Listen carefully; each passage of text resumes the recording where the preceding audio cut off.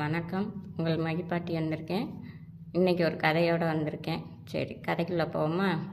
அப்போ கர்ணன் பாரத போரில் இறந்த உடனே அவரோட ஆத்மாவை யமதூதர்கள் கூட்டிகிட்டு போவாங்க. கூட்டிகிட்டு போகையில் இவர் தான தர்மம் நிறைய செஞ்சதுனால சொர்க்கவாசலில் கொண்டு போய் இதுதான் சொர்க்கம், நீங்கள் அதுக்குள்ளே போய் இருந்துக்கோங்கன்னு சொல்லி அனுப்பி விடுவாங்க. அப்போ அனுப்பி விடையில் அவர் உள்ளே போய் சுற்றி பார்ப்பார். நல்லா அழகாக இருக்கும். இவ்வளோ அழகாக இருக்கே அப்படின்னு சொல்லி கண்ணை சிமிட்டாமல் பார்த்துக்கிட்டே போவார். போய்கிட்டு இருக்கையில் அங்கே உள்ள ஆத்மாக்கள்லாம் நல்லா சந்தோஷமாக இருப்பாங்க. அங்கிட்டும் இங்கிட்டும் போவாங்க, ஆடுவாங்க, பாடுவாங்க, சிரிப்பாங்க. நல்லா சந்தோஷமாக, எந்த கவலையும் இல்லாமல் சந்தோஷமாக இருப்பாங்க. அங்கே போட்டி இல்லை, பொறாமை இல்லை, உன்னைய நான் ஜெயிக்கணும், என்னை நீ ஜெயிக்கணுன்ற அவசியம் இல்லை. நல்லா அப்படி கூடி விளையாண்டுக்கிட்டும் பண்ணிக்கிட்டும் இருப்பாங்க. இவரை யாரும் கண்டுக்க மாட்டாங்க. ஆனால் இவர் எல்லாத்தையும் ஆச்சரியமாக பார்த்துக்கிட்டு போய்கிட்டு இருப்பார். போய்கிட்டு இருக்கையெல்லாம் இது மாதிரி நம்ம நாட்டிலையும் போட்டி பொறாமல் இல்லாமல் இருந்தால் எவ்வளோ நல்லா இருந்திருக்கும் அப்படின்னு சொல்லி நினச்சிக்கிட்டே போகையில் இவருக்கு சுற்றி பார்த்த களைப்பில் தண்ணி தாகம் எடுத்துரும். தண்ணி தாகம் எடுக்கையும் இங்கே சுற்றி சுற்றி பார்ப்பார். தண்ணி எங்கே இருக்குதுன்னு தெரியலையே அப்படின்னு சொல்லி பார்த்துக்கிட்டே இருக்கையில் சரி இங்கே இருக்கும், இங்கே நேரம் இருக்கும், தண்ணி இல்லாமையா இருக்கும் அப்படின்னு சொல்லிட்டு பார்த்துக்கிட்டே இருப்பார். 2 சுற்று சுற்றிட்டு வரையும் மறுபடியும் பார்த்திங்கன்னா நம்ம பூலோகத்தில் மாதிரி அவருக்கு பசிக்கவும் ஆரம்பிச்சிடும். பசிக்க ஆரம்பித்தோடனே என்னடா இது இப்போ பசிக்குது, ஆனால் நம்மளுக்கு பசி எடுத்துருச்சு, யாருமே போய் சாப்பிட்றதுக்கோ இல்லை நம்மளை சாப்பிட வாங்கன்னு கூப்பிட்றதுக்கோ ஆள் இல்லையே அப்படின்னு சொல்லி பார்த்துக்கிட்டே போவார். இவருக்கு தாகமும் எடுக்கும், பசியும் எடுக்கும். யார்கிட்ட கேட்குறது, அப்படி பசிக்குதுன்னு யார்கிட்ட போய் கேட்குறது அப்படின்னு சொல்லிட்டு யோசிச்சுக்கிட்டே இருப்பார். ரொம்ப பசிக்கவும் சரின்னு ஒருத்தரை கூப்பிட்டு நிப்பாட்டி இங்கே எங்கே சாப்பாடு போடுவாங்க அப்படின்னு கேட்கல அவர் வினோதமாக பார்ப்பார். சாப்பாடா அப்படின்னு சொல்லி வினோதமாக பார்க்கல. சரி நம்ம கேட்குறது அவருக்கு புரியல போல், நம்ம எதுவும் தப்பாக கேட்டோமோ அப்படின்னு சொல்லிட்டு ஒரு வயசானம்மா இருப்பாங்க.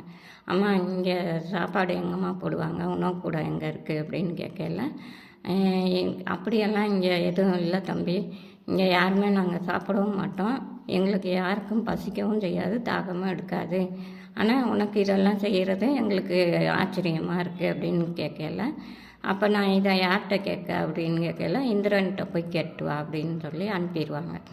அப்போ இந்திரன்கிட்ட போய் கேட்கல, எனக்கு மட்டும் ஏன் பசிக்குது, அங்கே உள்ள யாருக்குமே பசிக்காதாம்ல அப்படின்னு கேட்கல. ஆமாம், சொர்க்கத்தில் யாருக்கு பசிக்கும், எங்களுக்கும் தான் பசிக்காது அப்படின்னு சொல்லல. அப்போ ஏன் எனக்கு மட்டும் பசிக்குது, எனக்கு தாகமாகவும் இருக்குது, பசியும் எடுக்குதே, ஏன் அப்படின்னு கேட்கல. அப்படியா, சரி இரு நான் கேட்குறேன் அப்படின்னு சொல்லி தர்ம தேவதையை கூப்பிட்டு கேட்கல. அவங்க பார்ப்பாங்க. பார்த்துட்டு ஆமாம், கர்ணன் எல்லா தர்மமும் பண்ணார், ஆனால் அன்னதானம் மட்டும் பண்ணவே இல்லை அப்படின்னு சொல்லல. அப்போ இதுக்கு என்ன பண்ணால் அவனோட பசி அடங்கும் அப்படின்னு இந்திரன் கேட்கல. அவரோட ஆள்காட்டி விரலை எடுத்து வாயில் வச்சுக்க சொல்லுங்கள், பசிக்காது அப்படின்னு சொல்லல. ஏன் அப்படி ஆள்காட்டி விரலை வச்சா ஏன் பசிக்காது அப்படின்னு சொல்லலை அப்படின்னு கேட்பார் இந்திரன். கேட்கல அவர் ஒரு முதிய தம்பதியர் இங்கிட்ட எங்கப்பா அன்னதானம் போடுறாங்க அப்படின்னு சொல்லி கேட்டாங்க. கேட்கல, அன்னதானம் போடுற இடத்த அந்த ஆள்காட்டி விரலை வச்சு காமிச்சார். அந்த தசை பக்கம் போங்க அப்படின்னு சொல்லி காமிச்சார். அதனால அந்த ஆள்காட்டி விரல் புண்ணியம் பண்ணியிருக்கு. அதனால் அந்த ஆள்காட்டி விரலை வாயில் வச்சா பசிக்காது அப்படின்னு சொல்லுவாங்க. சொன்னோன்னே அதே மாதிரி கர்ணனும் வச்சு பார்ப்பார், பசிக்காது, ஆனால் கையை எடுத்தோன்னா பசிச்சிரும். அப்போ இந்திரன்கிட்ட கேட்பார், இப்படி நான் வாயில் வச்சுக்கிட்டேவா அலைய முடியும் அப்படின்னு கேட்கல. இல்லைப்பா நாங்கள் ஏதாவது பண்ணுறோம் அப்படின்னு சொல்லல. அப்போ எல்லாருமே பிறவி வேணான்னு தான் கேட்பாங்க. ஆனால் இவர் அன்னதானம் பண்ணாததுனால இவருக்கு ஒரு பிறவியை கொடுத்து அன்னதானம் மட்டுமே பண்ணுற மாதிரியான ஒரு புத்தியை கொடுத்து அனுப்பி விடுவாங்க. அதில் தான் கர்ணன் ஒரு பிறவி எடுத்து அவர் அன்னதானம் மட்டுமே பண்ணிவிட்டு மறுபடியும் மேலோகத்துக்கு போய் சொர்க்கத்தில் சுகமாக இருந்தார். இந்த பிரச்சனை நம்ம கேப்டனுக்கு வராது. ஏன்னு கேட்குறீங்களா? அவர் எவ்வளோ எல்லா உதவியும் செஞ்சுருக்கார். வீடு இல்லாதவங்களுக்கு வீடும் கொடுத்துருக்காரு, நிலம் இல்லாதவங்களுக்கு நிலமும் கொடுத்துருக்காரு. அதே மாதிரி அவர் படப்பிடிப்பில் நிற்கும்போது யார் சிரமப்பட்டாலும் அவங்களையும் கூப்பிட்டு நல்லா உதவி பண்ணியிருக்காரு. ஆனால் இன்னைக்கு வரையிலுமே அன்னதானம் அவரோட ஆஃபீஸில் நடந்துக்கிட்டே தான் இருக்குது. ஆக அவர் எந்த தானமுமே செய்யாததே இல்லை.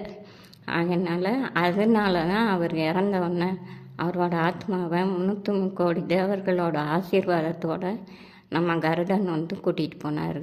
அதை நம்ம கண்கூட பார்த்தோம். அவர் தான் கலியுக கர்ணன்னு நான் நினைக்கிறேன். அதை அவங்கள்ட்ட சொல்கிறதுக்கு இந்த 1ஆம் ஆண்டு அஞ்சலியில் சொல்கிறதுக்கு ஆசைப்பட்டதுனால இதை பதிவு பண்ணுறேன். சரி, இன்றைக்கி போயிட்டு நாளைக்கு வரேன். உங்கள் மகிப்பாட்டி.